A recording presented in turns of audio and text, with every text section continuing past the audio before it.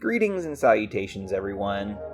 I hope everyone is enjoying the end of their year. If you are celebrating the holidays, I hope that they're treating you well, and mostly, I hope everyone experiences rest and joy as the year comes to a close.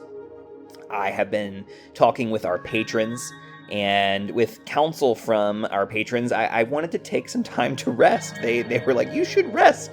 And so I reluctantly decided that was a good idea. And instead of producing new content for the last couple of weeks of the year, I'm going to be releasing some episodes, recordings of our live episodes that have been exclusive to patrons until this moment, right now. And so we originally had this conversation that I'm releasing today way back in 2021. And it was really exciting to look back and really kind of reflect on how much I've changed in 2 years. And in a way, I'm able to have a conversation with myself about how my thoughts have changed. And when listening to old recordings, I am able to just negotiate and have a full-on conversation in my head with how I used to say things and like how that's changed. And it kind of feels the same way as rereading old journal entries. Like some of them are kind of cringy, but also some of them are like, wow, huh, I wrote that? That's pretty good. So anyway, that said, even as I share these old live episodes with you, I will provide a few caveats. First, these episodes are not produced, and so this means that there are a lot more pauses, and we use those to think because we don't have things written out and know how we're going to say things or things like that. And you might hear me typing as I take notes in our conversation. We talk over each other more often, and it's just a more natural conversation flow. And with that, it can amount to something that you might not normally expect from a podcast experience. That said, they are a ton of fun to be a part of, and we have had a really lovely crew supporting us on Patreon and attending episodes every month. You've heard some of them on prior episodes of the main feed of the podcast, and in 2024, we are actually starting with episode 1 of book 3 of Avatar: The Last Airbender, piloting the 3rd season in 2024. And you are welcome to join us. If you join us on Patreon, you can join me and our patrons in discussing what we can learn from some of the best television ever, and certainly one of the greatest stories ever. As previously mentioned, our work on Kyoshi is still coming, but as I prepare for that, I hope that these can sustain you.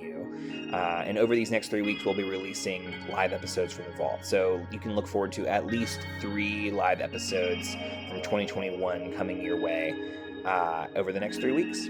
I hope you enjoy them, and I hope you have a lovely close to your year. Until next time, be well and do good. Enjoy!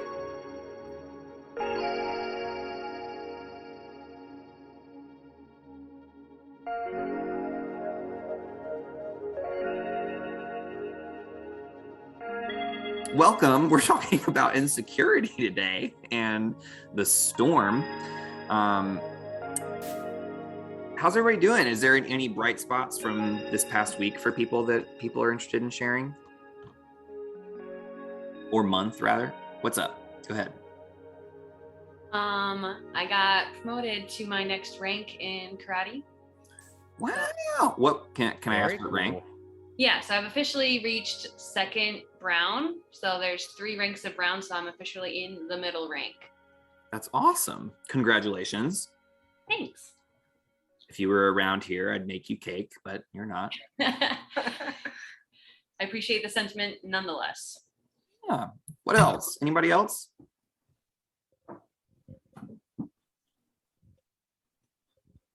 Cool. I moved in with Ben. Yeah. Chun-Chun's back in the same house. Very exciting. He just spent his first 2 weeks of being my roommate in Pittsburgh, which was he was a great roommate for like 2 weeks, and then he showed up. Really nailed it. I'm moving to Pittsburgh this weekend. You are? Yeah. So I just moved my fiance up there because she got a residency at UPMC. So it was a bittersweet time, but it was it's unbelievably gorgeous up there. At least in the summer, and I assume the fall. jury is out on what winter looks like in Pittsburgh, but it seems great. So Winter in Pittsburgh is it's an experience. It's unpredictable. what you love to hear about things like weather. Yeah. Any other small wonders or joys before we dive into insecurity? Right.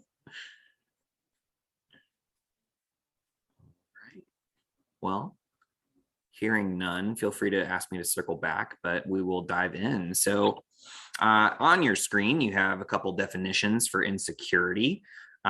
Insecurity, and then I also included the definition for insecure because there was a lot more depth to insecure as well. So I included those. Feel free to take a read and check them out. And then if you have questions or comments, or if anything's standing out, let us know and we'll chit chat about it. And if not, then we'll just move on, and that'll be that.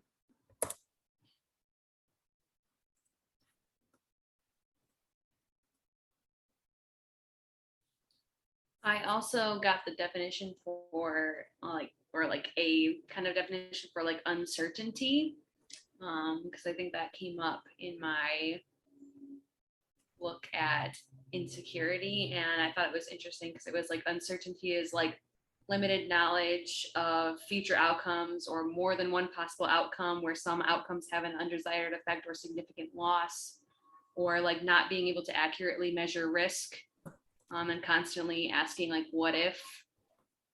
So I thought that kind of related, especially, and I looked that up after watching the episode, and I was like, I feel like that kind of relates to what happens in the episode. Yeah, I think there's definitely a correlation between whether we are secure and whether we are in control or certainty, right? And so I definitely think there's a tie there for sure. Any other thoughts? I mean, a word that definitely came to my mind, like as I was watching the episode, a lot was inadequacy,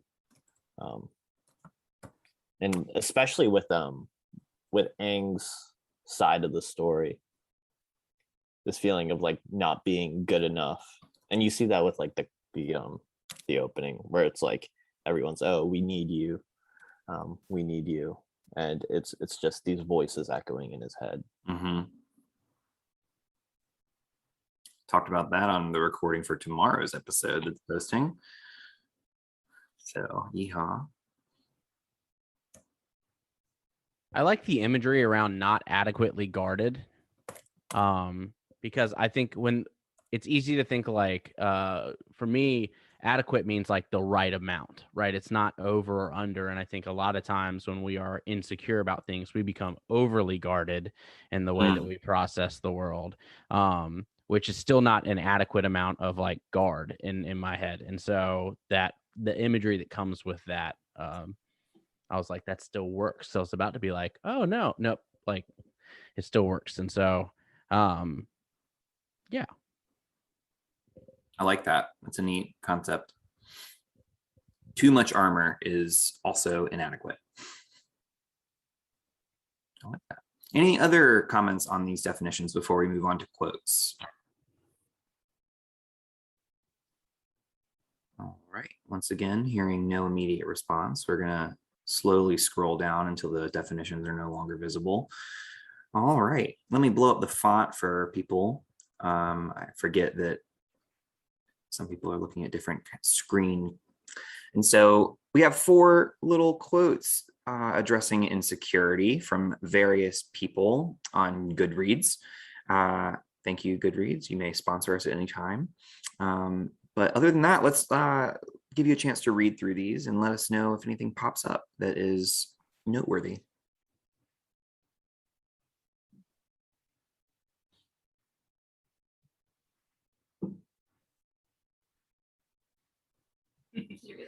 Yeah.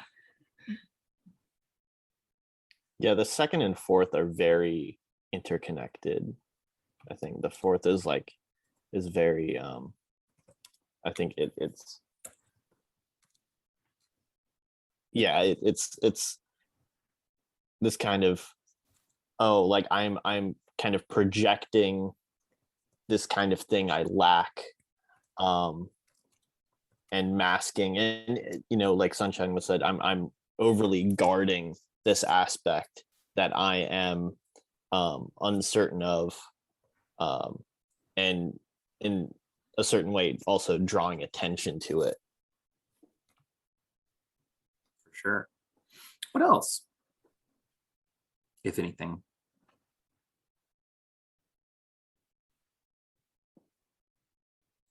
I just feel like those two, that's like Zuko.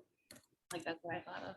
I was like, that's straight Zuko. And I feel like Aang takes, I don't know if any of these quotes really embody how Aang handles insecurity. Well, I don't know. Maybe we'll get more into that later. Mm-hmm. The first one. I'm having a hard time on the Gifts of Imperfection episodes to not always reference Zuko, because he's such a good like example for every example that I want to pull up. And I have to like, okay, I can't use Zuko this time. Okay, I can't use this. But yeah, Zuko is going through this process for sure. Anything else? I've got two thoughts on the Shannon L. Alder quote. One is, how does she get a quote for everything that I've ever Googled on Goodreads? Because I think this isn't like, if I'm not mistaken, it's not like a really prolific author. It's just someone who's like tagged like every tag imaginable on their Goodreads quotes. And so they always pop up, and it starts to bother me because I'm like, how are they everywhere? Secondly, so that was irrelevant. So thanks for that. Often that those that criticize others reveal what he himself lacks. I wonder if it's that they lack it, or that they're just hypersensitive around that subject when I think about those things. And then that also brings me to the point of like what the point of criticism is, and like where that lies in its purpose of why you're doing it. Right. So if it's me criticizing a random person on the street, like what's the point? What was the end game? What was the reason? And I think that almost speaks more to the inner person. That was a thought. I have no idea how relevant it was to our conversation, but it went through my head, so I said it, which is always a great way to live your life. I think that's the problem, though, is when we assume that people are saying things because they like have an end goal in mind, right? A lot of times we say things just because it's just on our mind, right? And so assuming that people are always thinking about like the end goal is, I think, a big assumption. For sure. Right. So I think sometimes we say things and then all of a sudden, like 3 hours later, we're like, I don't know why I said that. What was the point of that comment? Exactly. I know that I have definitely done that. So, yeah. Yeah, I feel like you kind of think like, especially like being a girl, people think like other girls criticize you because they're jealous of you, or like you criticize people because you're like jealous. And I'm like, I really like being somebody who grew up in a very critical family, that I noticed that I criticize people. It's not because I think they have something I don't, or I'm jealous of them. It's like way deeper than that. I feel like insecurity is way deeper than like those like surface level things that people like kind of stereotype it as. Going off of that too, I feel like fear is a big factor of insecurity, and it's not as predominant in any of these quotes. Like it's kind of hinted at with the fourth quote, the hallmark of insecurity is bravado, right? Because a lot of people are big and showy because they're insecure about something, but it's not really referencing fear explicitly. And even the first one with the problem of human attraction is not knowing if it will be returned, that kind of shows a little bit of fear, but not even at a great depth. So I think I feel like we're missing that aspect of fear for insecurity, because I would say that definitely, not necessarily all the time, but a lot of the time is a factor of insecurity. Yeah. Yeah, absolutely. Was that in one of the definitions? Yeah, right. So beset by fear and anxiety. Yeah, for sure. There it is. Right. Um, anything else before we move on to the actual episode, The Storm? Flashbacks and dreams. All right. Well, then here we go. Let's dive on in. We are talking about episode 12, The Storm. What are some moments that we noticed of insecurity in this episode?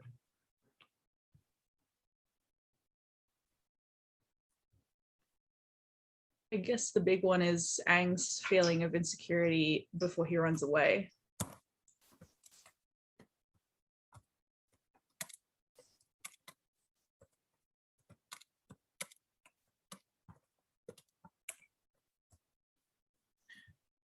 And this is really interesting for me because this is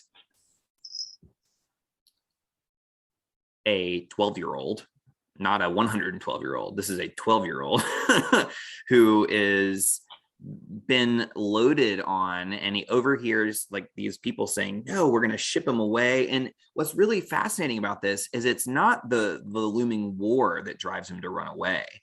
It's the thought of losing his loved ones and the people he cares about that makes him run away, which is somewhat counterintuitive because he's running away from the loved ones. And anyway, but it's like that to me is what drives that, rather than like this threat of being the avatar. It's the threat of losing his loved ones.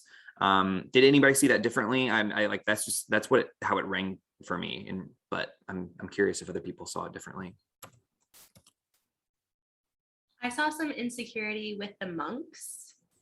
So not in Aang, but tagging off of what you just said, Ben, about how they're sharing with him prematurely because he's 12 and the avatar isn't told they're the avatar until they're 16, right? That's the standard age when they have more adult-like qualities to them. So I think that's an indication of the monks being insecure about the state of the world and putting unnecessary pressures on an actual child, right? And starting him almost too early, right? Because if they hadn't started this conversation at 12, or if they had been more open with Aang about what was going to happen versus, right, they have a lot of conversations without him in closed rooms, and he's the one who is like eavesdropping, which I would not say is his fault for eavesdropping. He needs to know what's going on, so he should have been in that room having that discussion. If they're going to put the weight of being the avatar on a 12-year-old, then he needs to be in the room with them versus keeping him out. And then that miscommunication is what drove him away, right? Because then Monk Gyatso even comes to him afterwards, even though Aang's already left, right? And he's like, I'm not going to let them take you away from me. Like, I'm going to protect you. But he doesn't get to say that to Aang's face because Aang's already gone. I like how he kind of intuited that Aang was listening. Like, he didn't come in saying, oh, they're trying to take you away. He just assumed that Aang was there and he knew. Ah, it's a great point. Yeah, I was just thinking that. Yeah, another thing that stood out to me was how this revelation kind of consistently puts Aang at odds with how he perceives himself within his community. So he can no longer play with the other airbenders because they think he has an unfair advantage. He can no longer play with Monk Gyatso because the other masters think that he should be focusing on his training. And he also can't really hold on to the fact that, you know, when he was little, he chose these toys because he thought they were fun, but really it's this predestined choice that's forced on him because of his identity as the avatar. And it's this juxtaposition that like what he thinks is inherent to his own like self-created identity is actually something that is imposed on him. Oof. Yeah, Well said. yeah, for real. Dang. Yeah, that's big.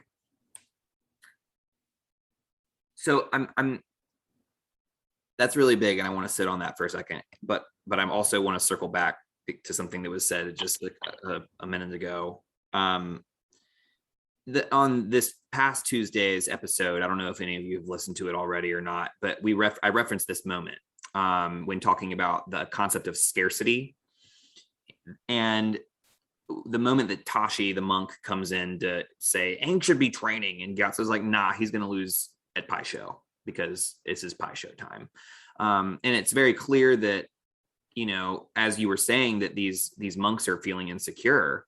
And I think one of the sources of that insecurity is coming from this culture of scarcity, of like, we don't have enough time. We have to train him as fast as possible in order to combat the looming war. Right. And in a way, they're right.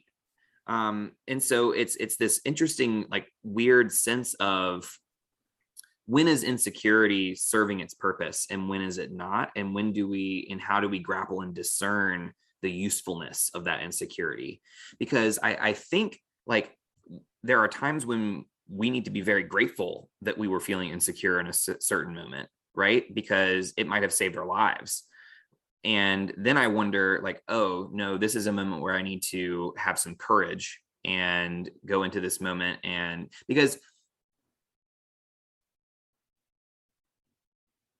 I don't know if I'm articulating this well, right? It's like, we shouldn't be ashamed of the times where we're feeling insecure, because our body is telling us something, that it's telling us that we aren't safe. And we need to listen to our bodies. And like, there's a reason our bodies are telling us this message. And so we've learned over time, or culture has given us this message. And so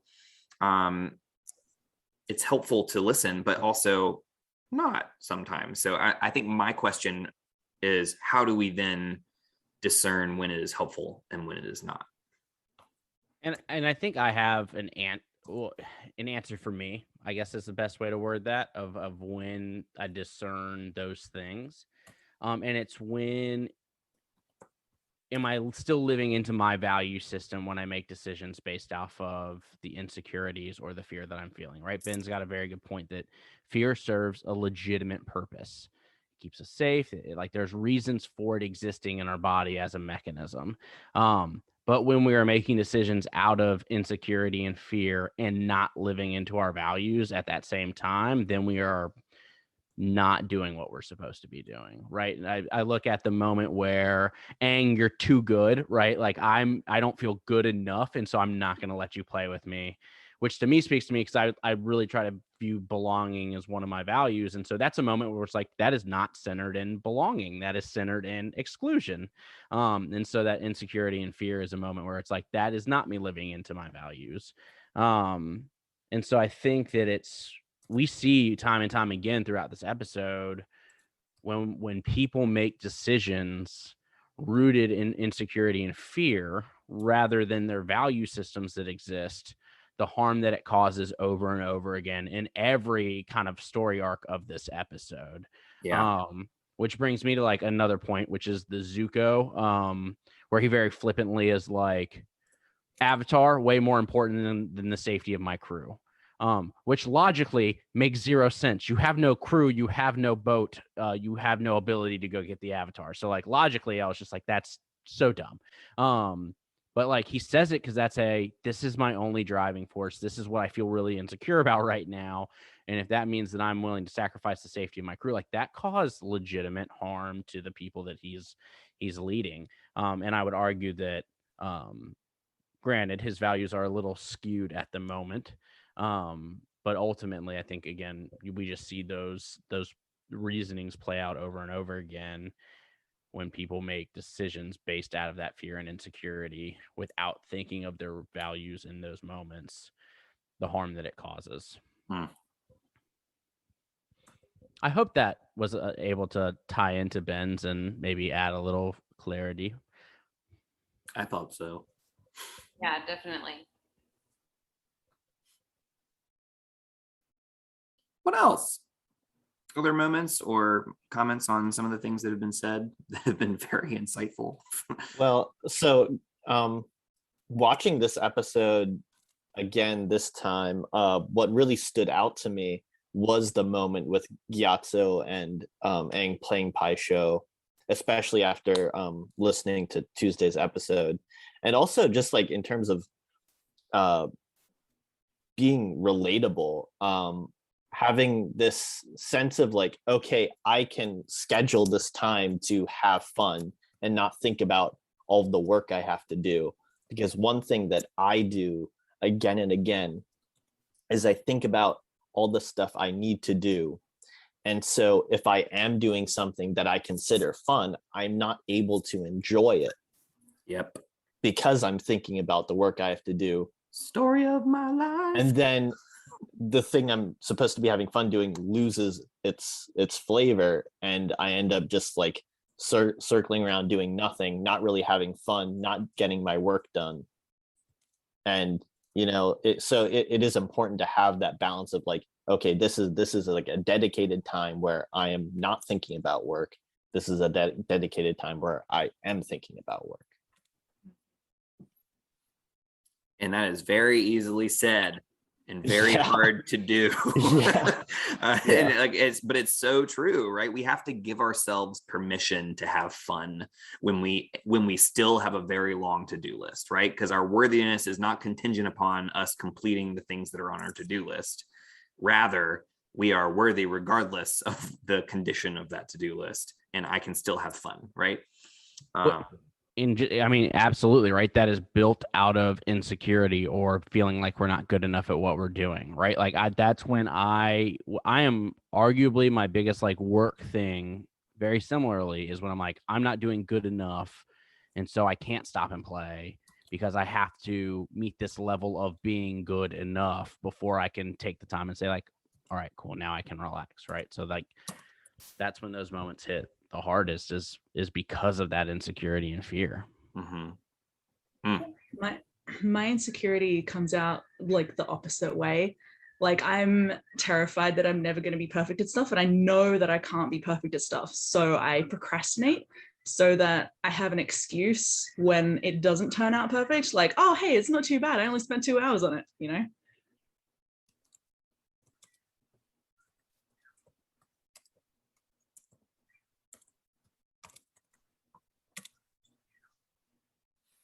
I think there's an interesting parallel. It kind of ties off of what Danielle just said too, but how Aang 100 years ago, from right in the beginning of the flashback, runs away what starts as a clear day and then turns into this massive storm.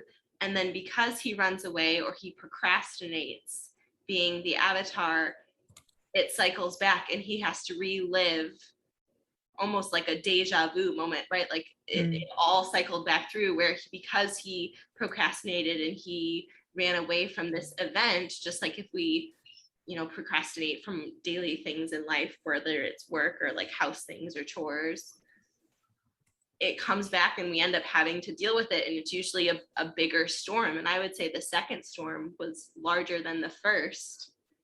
And I think there's symbolism in that as well. Yeah, I agree. It was larger than the first because like it definitely had more at stake, because the first storm, it was just him and Appa, and the second it had like 3 other people as well. I like that because it's written kind of as a deja vu type event. I like that Aang though is given a second chance to kind of right the wrongs of the first storm, because kind of the same exact thing happens, right? They're overtaken and he looks at all of them, and instead of like letting his fear consume him, right? Because kind of his whole story arc is about how he did abandon people, he did run away. He's feeling super insecure about all the things that he did actually do. Because Katara's like, that old man doesn't know what he's talking about. And he's like, actually, that old man is completely right about me. So I feel like the second storm gives him a chance to kind of change the narrative for himself. And he's conscious the second time that he's in the water, whereas like you said, the first time he's actually knocked unconscious. Yeah. So it's the avatar state kicks in. And I would say that this is the first time we see him initiate the avatar state, even if he doesn't do it consciously, subconsciously, because he's aware enough of his surrounding and it's not out of anger. Whereas all the other times we've either seen that massive fear or anger initiate avatar state. And I wouldn't say that he's angry at this point. Yeah, I feel like the first time was to survive. Yeah. Like he just needed to be alive. Exactly. So he protected himself in that way. But the second time, yeah, it's much more of like his own volition. Isn't that speak kind of true to the way that like we process emotions when we're aware of them versus not aware of them, right? Like this ability when we consciously go through things and name our own insecurities and know that they're present and process them, the difference that means how we like treat that situation. It was a really nice parallel to pull. So well, thank you for doing that. It's a really good advertisement for therapy, I think. Go to therapy, master the avatar state. Your friends. If you go to therapy, you too can master the avatar. Been telling that to people in this fandom all the time. The avatar state is actually just Therapy. controlling your panic attacks. Yeah. Boom. There'll be a tagline: bending, not breaking. Go to therapy. Mastering the avatar state. That's great. You want to be the best avatar you can be? Go to therapy. Yeah. Yes. For real, man. Jeez. But like, truly. Ugh. This entire series would have been 2 episodes if every character went to therapy. If you think about it, that's what kind of Guru Pathak was in season 2, you know? He was Aang's therapist. Totally. Yeah. 'Cause what do they say? Like your biggest foe is going to be yourself. Yeah. Your worst enemy. Mm. Inside.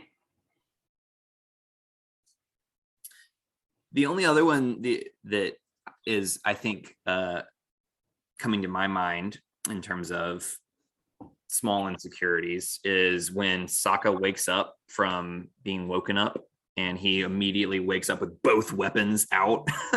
And to me, that is an action of stemming from insecurity and potentially a lack of safety and fear of what might happen should he not be sleeping with weapons in hand.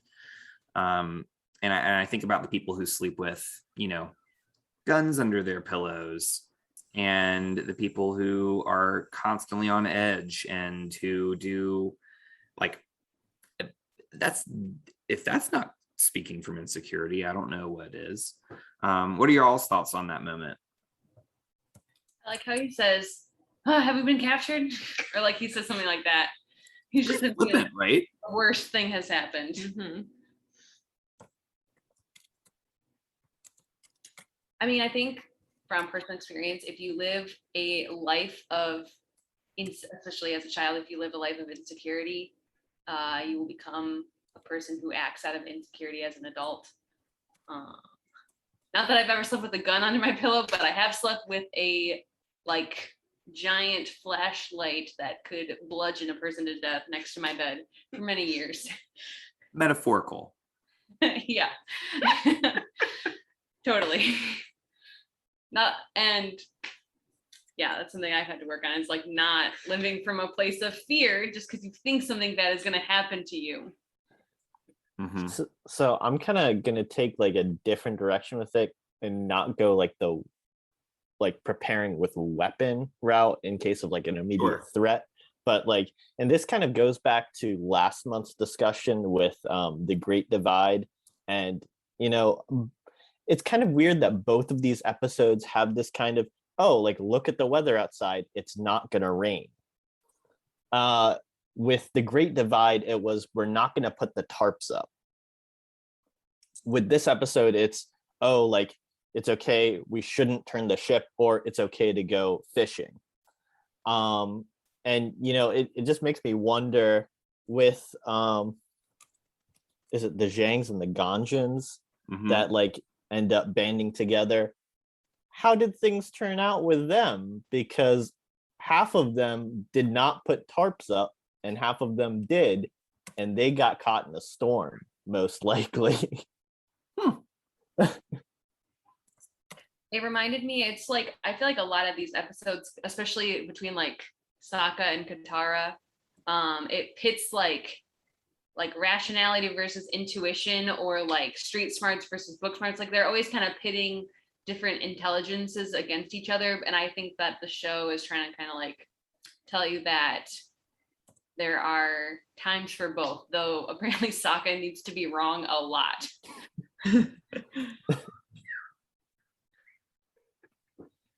Well, he is kind of full of it, so I feel like they just get his comeuppance. And thinking of all that just made me think back to, like, we see Iroh make a decision out of insecurity, making a decision and guidance around, I don't think we're prepared enough to navigate the storm. But he did that thinking of the safety in the crew and the well-being of other people. And so I think we got an example, going back to our like point from 20 minutes ago, we got an example of what it means to make decisions out of fear, insecurity, rooted in values, and like it being a good decision. And so just that thought, I don't know why I didn't think of that earlier, but that made me think of it then. So That is a yeah. great point.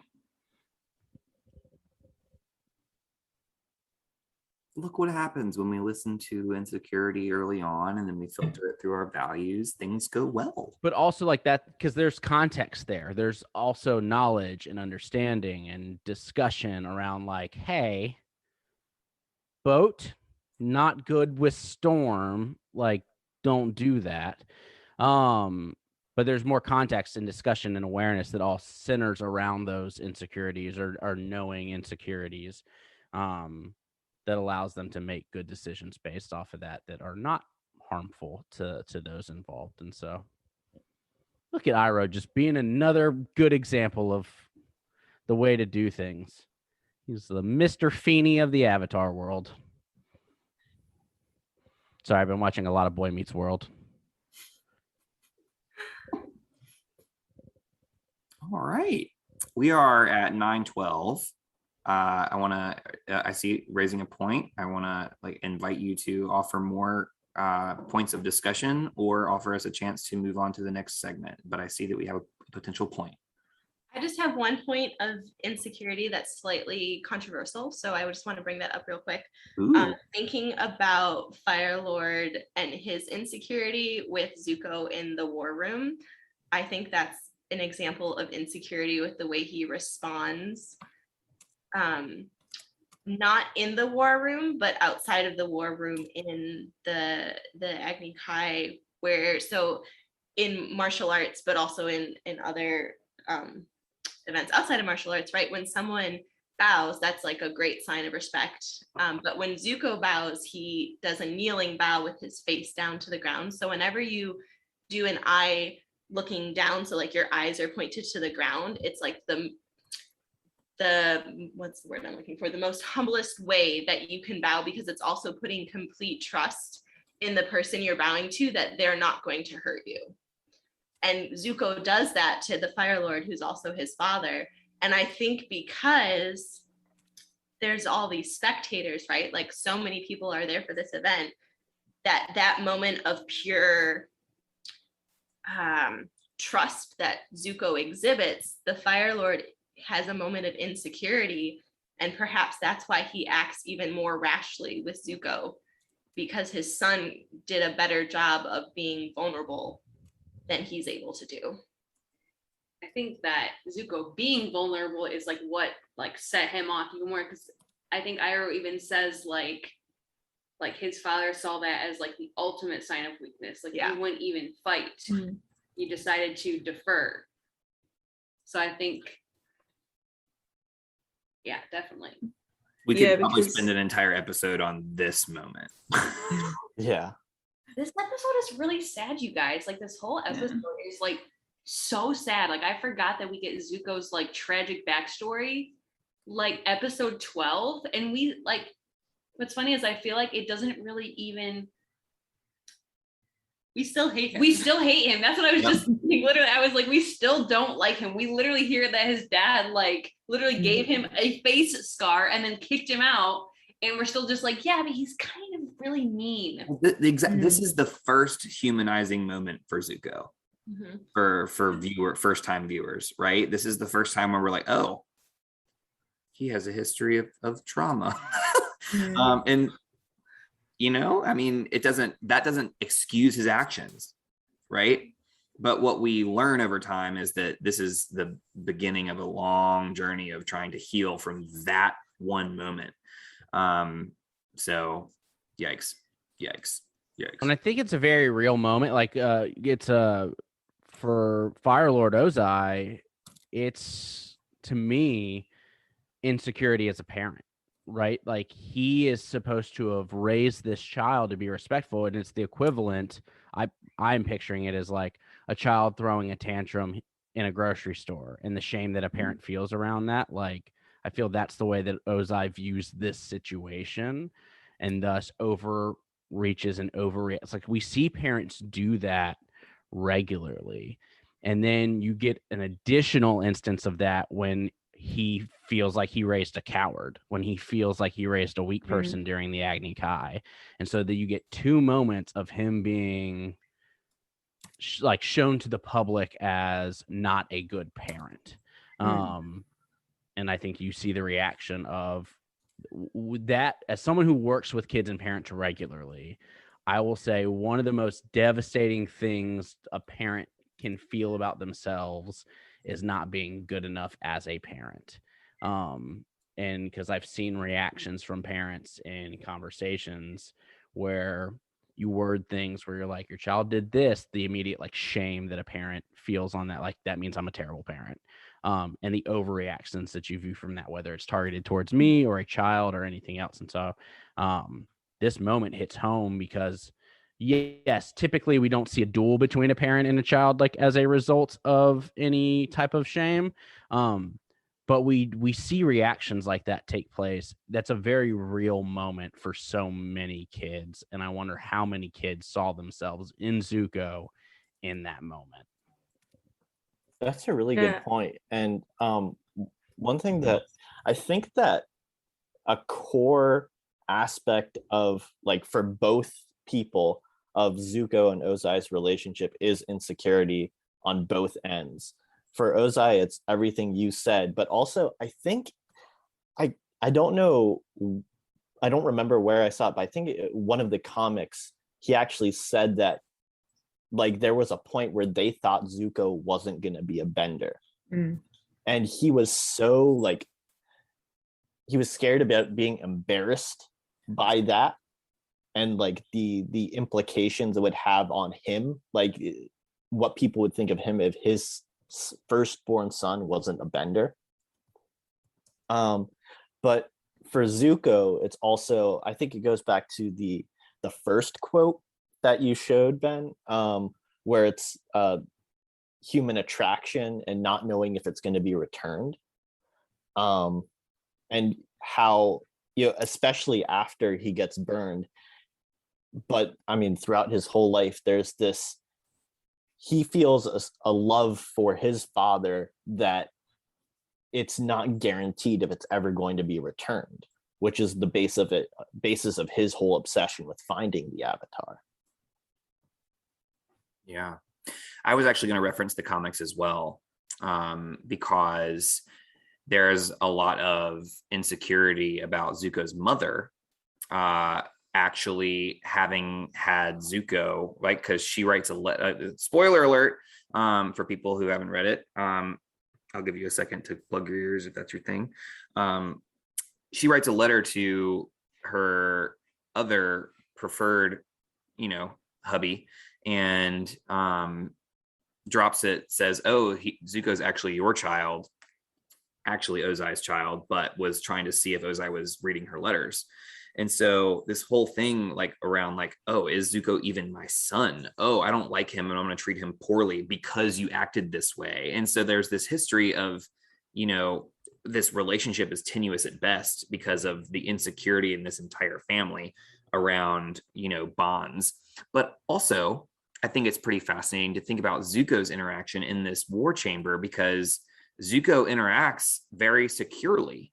in this chamber. He's not acting out of insecurity. He's acting out of security. He's like, no, I disagree with you. Like, and that is a moment of like, no, I'm like, this is my right as being invited to this room. I'm allowed to speak. And then it gets, then it turns out bad. But yeah, I think that's interesting as well.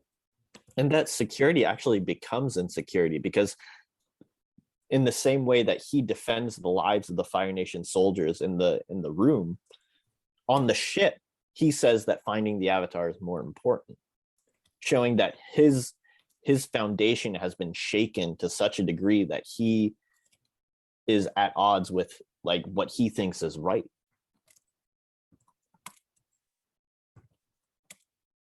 And it makes me wonder, do unchecked insecurities end up becoming self-fulfilling prophecies? In a sense of, I don't think I'm a good parent, and so I act out of that insecurity that's unchecked, and then I end up not being a great parent by my actions, or I'm scared of being the Avatar and the responsibility that happens, and I don't talk about those things, and I run away, and I end up not being a great Avatar because I'm not present.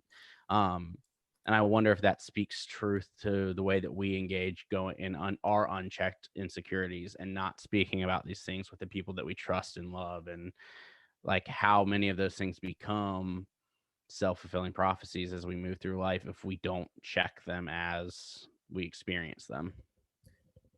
Which reminds me of the movie She's Out of My League, which I recently rewatched. It's not good. It takes place in Pittsburgh, though, so that's fun. It's a pretty mediocre movie. It's just a 6 out of 10 at best. But, well, Sunshine, a 6 out of 10, or is it a 10 out of 10? And it needs to believe in itself a little bit better. Oh my God. So the whole premise is that the main character thinks he's a, quote, a 5 out of 10 on the hotness scale. And he ends up dating someone who he perceives to be a 10 out of 10. And he believes that she's out of his league.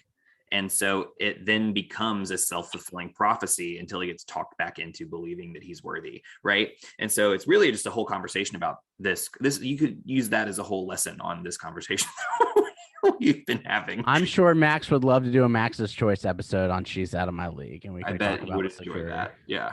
Yeah. There's a lot of great one-liners. It's a mediocre movie, though. I 100% agree. It's mediocre and a lot of great one-liners. Talk about another movie that would have been really short if people just went to therapy. Yep. In fact, that's going to be the new game I play. Yeah.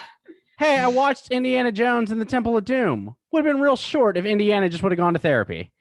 I feel like that's like all TV shows though. So many TV shows and movies, the premise is just non-communication. Yes, that's the premise. Star Wars would have been so short if Anakin would have just gone to therapy.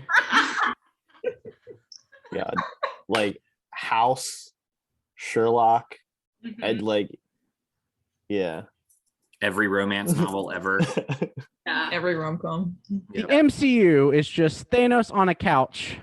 Civil War would not have happened if those boys had gone to therapy. That's correct. I just started the timeline. Don't ruin things for me. Oh my God, sorry. No, He you're just fine. finished Thor, and Yeah. Gosh. Yeah. I was actually gonna bring up Thor. I mean, I won't spoil anything, but I think Thor is a really good example of worthiness and how, if you believe you are worthy, and it's not like tied to external validation or accomplishments as much. I'm trying to be as vague as possible. Yeah. That was really good. I'll have another. well, how, like, if we jump to Loki as a character, right? How many of those actions are caused out of insecurity, right? 100%. Like all. And so, Ben, you'll see as you go through the MCU, you'll be able to add your thoughts. I can't wait. We'll see. I can't wait. It'll happen over time. I'm about to start school again. So before we move on to our devotion, are there any other moments that we need to lift up before we move on? All right. So I'm keeping our time in mind and going to our devotion. We have our element of air this week and our theme of insecurity and the things that we've learned. So I'm curious, who would like to share their thoughts on their intention for this coming month, now that we've had this discussion?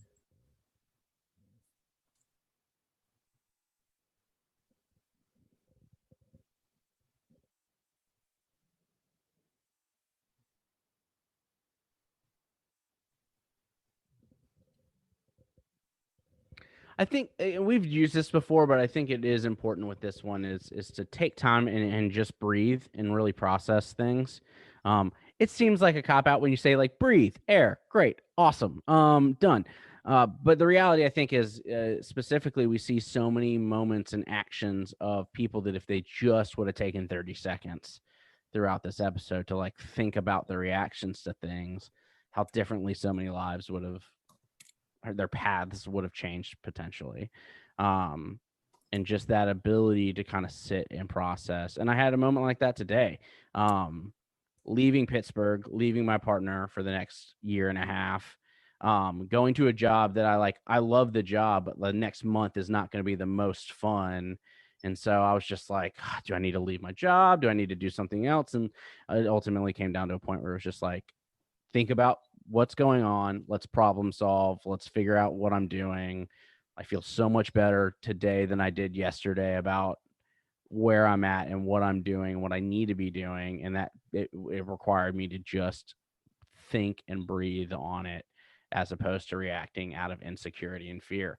And so I think that continued intention around that is going to be important for me for this upcoming week.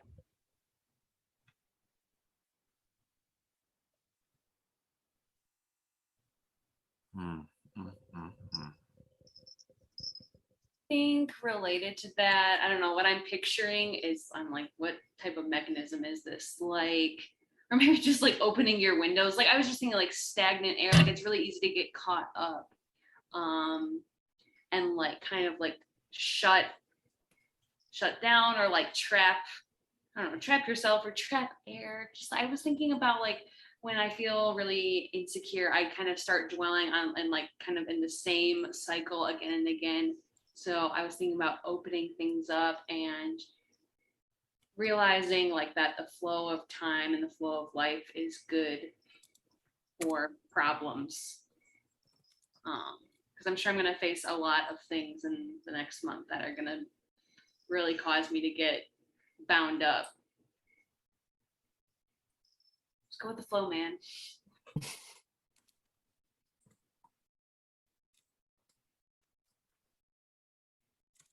That's good. I can't wait for everyone to listen back to that one. Well said. No, I liked it. It was like the idea of breaking like a thought spiral by adding some fresh air, some fresh perspective.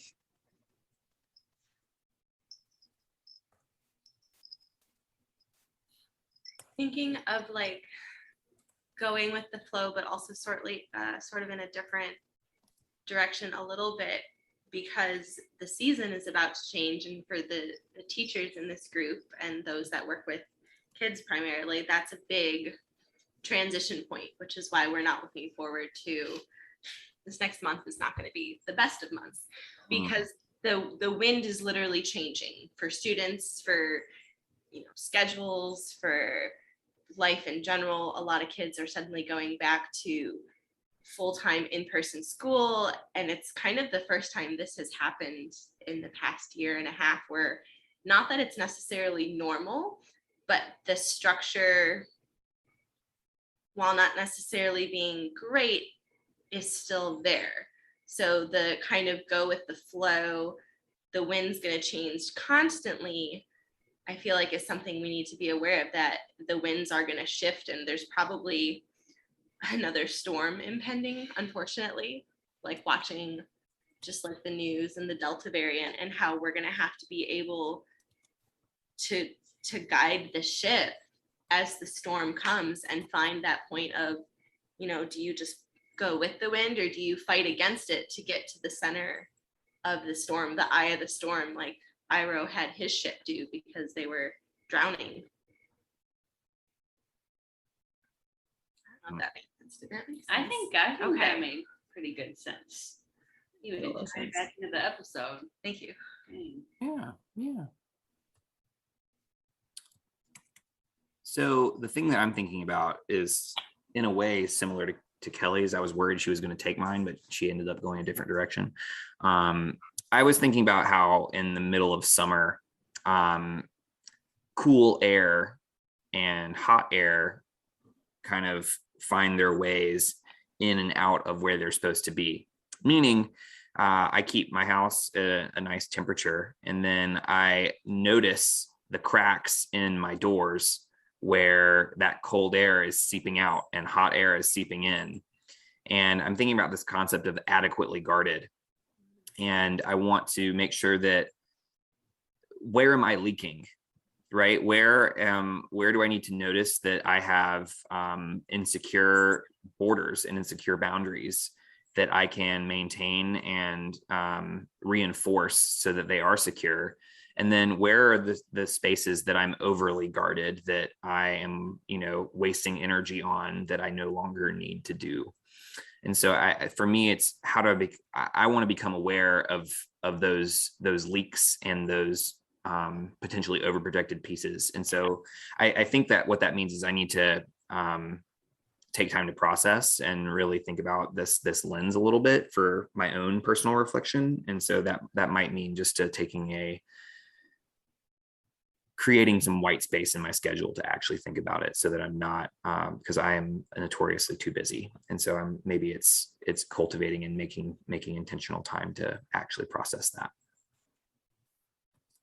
So you're not literally going to fix the energy leaks in this house and the drafts, because as my landlord, I feel like, Tell you what, when you find one, we'll discuss it. Every door in this house has an inch gap between the top and the That bottom. is not true. I'll point them out. That is 100% not true. Oh, I'm looking at one right behind me, Ben. Your door to the other part As of the my inside of the house landlord, it is your responsibility to fix the literal energy leaks in this house.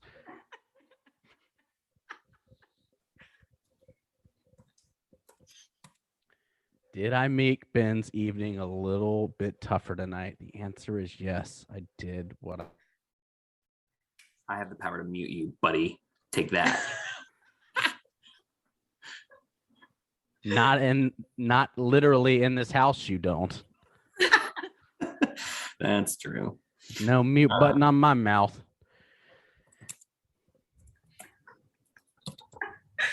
We're really glad you guys are back together in the same house.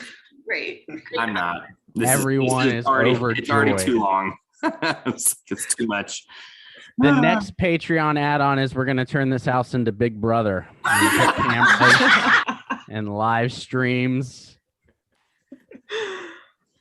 Yes, I just want Sunshine walking around with like a little thermometer gun, like a little like heat, Found a leak. like a little like heat-seeking, like finding.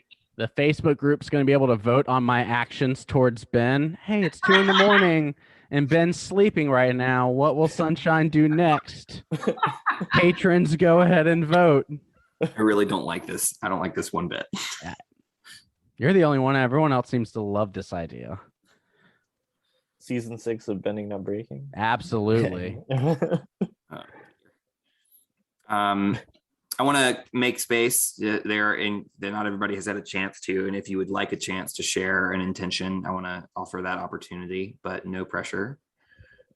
I think mine is pretty similar to a lot of yours. One thing that I kind of do is like, especially when things are very stressful, I'll sort of let pressure build and build and build until there's like kind of a breaking point. And it's kind of like, you know, mechanical engineer like I am, it's kind of like putting air into like a closed environment, and you know there's nowhere for the air to escape, so you're just constantly putting air into this closed environment until the pressure becomes so much that the integrity is compromised. And so one thing that I've been trying to do is be a little bit more loose with my own expectations of myself.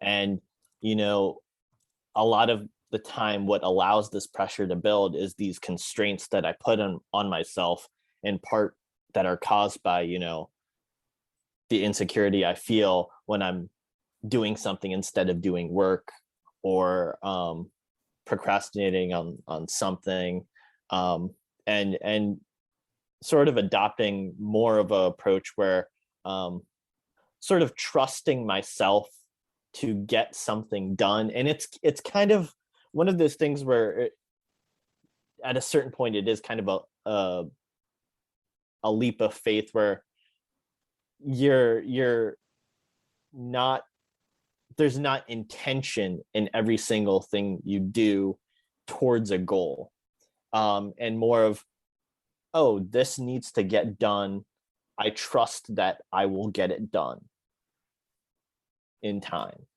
and sort of loosening that pressure on myself.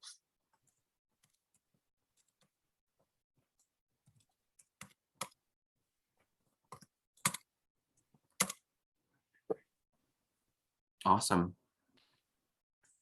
All right. I think that's everybody. Danielle, are you interested in sharing an intention, or would you like to pass? Either way, it's totally cool. I don't really have anything to add, but I'm going to be following all of your guys' advice because it's really good. And I'm going to be under a lot of pressure in the next month or so, because I'm in my first semester of a master's degree, and I have one of my tutoring students is coming up on her HSE. So that's going to be a lot of pressure on her and on me. So yeah. You got to loosen that air pressure so that air can get out. Saves the integrity of the shape that you're in. Awesome. Okay, well then that brings us to gratitude for this episode, and a chance to share some gratitude for some characters. Remember, if you go first, you get to have dibs on whatever character. Not that you can't do it first, but you know, you can always share more gratitude for different characters. But going first means you didn't steal someone else's, Kelly. Just want to put it out there.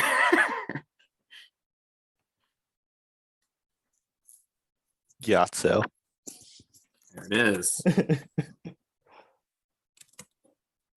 Any further? Oh yeah. So Yeah. I mean, I did mention before, there's the moment where he and Aang are playing Pai Sho, and that's like the big moment to me. And you know, it's something that I feel like I take away a lot from, because he clearly has a balance and a comfortable, he's very comfortable with, you know, not letting insecurity overwhelm him, even in the face of like such dangers as like in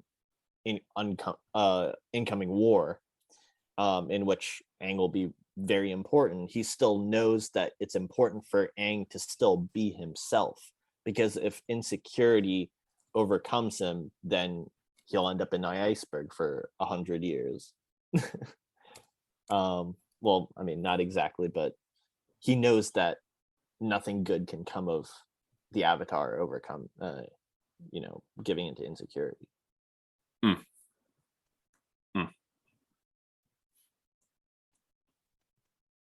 gonna go for Zuko's ship captain. I don't know if we ever get his name.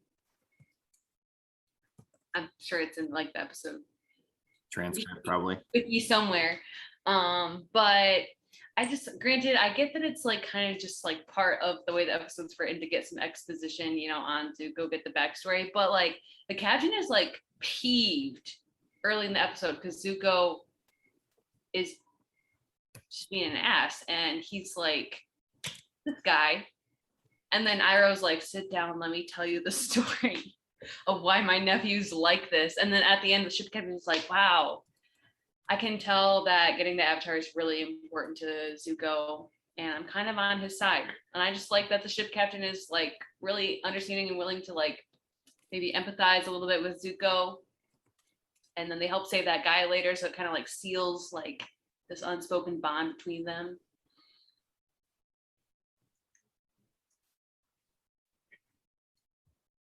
I'm really thankful for the fisherman's wife because Dang it. got you. Because she seeks out Aang and Katara in the middle of a storm. And if I'm remembering correctly, Aang and Katara flew to that cave on Appa. Is that right? So she climbed the literal side of a mountain to get to the Avatar because he's the only one who can save her husband and Sokka, right? Because she knows that they're going to perish otherwise in this storm that one, she warned them about. She's like, my joints are telling me that, you know, a storm is impending, which is like, not that I live in a fisher community, but like that's an actual thing. So I think it's just interesting that, you know, the fisherman just brushes her off. Not like they've been together for a while. They're old, right? They've been fisher people for a while, one would assume from the way they set it up. And he just brushes her off because he's so secure in his own thought that I'm going to go fish today. And she risks her life to save his life by seeking out the Avatar. I had never thought about how they flew to that cave and she had to get there somehow. So that's a moment. Not have been that high. It looked pretty high up. It was in the middle of a storm. It was in the middle of a hurricane. She's just out there. She comes in dripping wet, right? She's just like, hey. Does she say I told you so though? Later, or does she just say, hey, you owe an apology? She's like, you should pay them or something. Yeah, but I feel like the apology. Yeah. She doesn't even say like, did she even go for the I told you so? I don't think she does. Dang, that's very selfless of her. Well, and for almost the exact reasoning, she was mine, and part of that too is because I think she highlights something that a lot of us struggle with immensely when we feel insecure about things, and that's just asking for help. Like she just asked for help, and there's so many times where I have felt so insecure about a topic or subject, and I just sat in it because I didn't want people to think that I didn't know what I was doing. And so like that ability to just say, I can't save my husband. I don't have that skill set. Can you help me? Is such a skill that I need to practice so much more than I do currently. And so that's why I wanted to lift her up. I think it's worth like the difference between asking for help coming from a place of insecurity versus asking for help knowing that you're worthy of love and belonging, right? When you know that you are worthy, you are much more willing to ask for help because your worthiness isn't hinging upon whether you need help or not, right? But if you're worthy and you believe that, then you're much more willing to ask for help because you know that your worthiness isn't contingent upon that. So this is this fisherman's wife just modeling humility and worthiness for us. I'm grateful for Katara because, as she so often does, she gives Aang the space to work through what he's going through, and she also, her first instinct is always to defend him, which I super appreciate.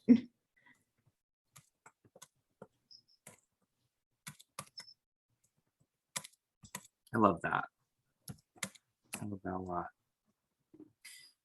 Yeah, I've been again trying not to reference Zuko as much on these Gifts of Imperfection episodes, and it's really just pointed me towards this is Zuko trying to process his trauma. And this is the moment where we see like not necessarily the origin of everything, but this is certainly a pivotal moment in his story, if not an origin story. And to think what he could have been because I think that it's difficult to say, because I wonder if he would have taken longer to get to where he got by the end of the series if Ozai didn't do that to him, and he had to like continue till I wonder if it would have been a much slower burn, if you will, instead of just a really, ripping off the Band-Aid burn that left a very large scar. But anyway, I'm thankful for Zuko, because he's consistently showing me what it looks like to grapple with tough things, and he doesn't always do it well, but he definitely gives us examples of all the things. So I'm thankful for Zuko.